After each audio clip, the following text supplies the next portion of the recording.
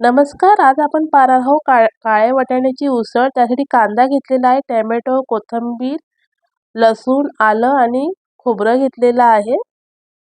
चला तर मग आता हे सगळं आपण भाजून घेणार आहोत. त्यासाठी इथे मी कढई तापत ठेवलेली होती. 1 चमचा तेल ओतून घेतलेला आहे. कांदा भाजून घेऊयात आपण. आपला कांदा थोडा भाजून झाला की यातच खोबरं टाकून घेणार आहोत.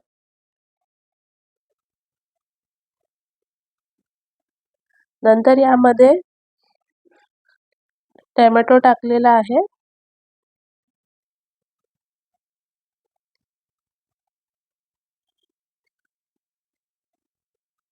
4 ते 5 पाकळ्या लसूण, आलं आणि कोथिंबीर मिक्स करून घेऊयात आणि हे आपण मिक्सरला वाटून घेणार आहोत. मिक्सरमध्ये काढून घेऊयात. आपलं मिश्रण गार झालेलं आहे.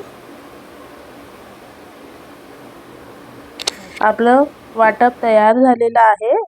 आता हे काळ्या वाटाण्याची उसळ मी कुकरमध्येच करणार आहे. त्यासाठी इथे 2 चमचे तेल ओतून घेतलेलं आहे. मोहरी,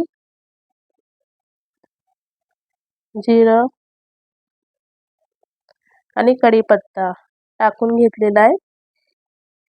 आपण वाटप टाकून घेऊया जे कांदा खोबऱ्याचं आपण केलेलं आहे. तेलामध्ये परतून घेऊया. नंतर यामध्ये घरगुती मसाले टाकलेले आहे. धने आणि जिरेपूड पावडर टाकलेली आहे. गरम मसाला, घाटी मसाला आणि लाल तिखट. चवीनुसार मीठ.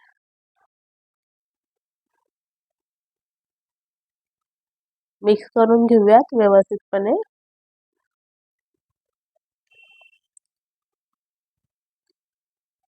नंतर यामध्ये काळे वाटाणे टाकून घेणार आहोत आपण. त्यालाही मसाल्यामध्ये मिक्स करून घेऊयात.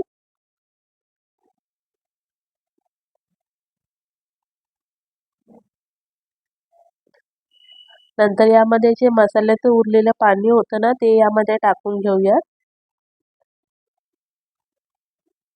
नंतर आपण हे कुकरला 4 ते 5 शिट्या काढून घेणार आहोत. आपला कुकर 4 ते 5 शिट्या झालेल्या आहेत. काळ्या वाटाण्याला मस्तपैकी तरी सुटलेली आहे. आता आपण यामध्ये थोडीशी कोथिंबीर टाकून घेऊयात आणि एक उकळी काढून घेणार आहोत.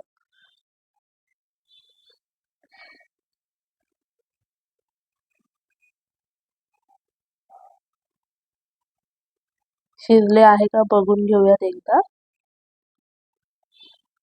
छानपैकी आपले काळे वाटाणे शिजून झालेले आहे. आता आपण या डिश काढून घेऊया. चला तर मग तुम्हाला ही रेसिपी कशी वाटली मला नक्की सांगा. आवडली असेल तर लाईक कमेंट नक्की करा. भेटूया आणखी एक नवीन व्हिडिओ सोबत.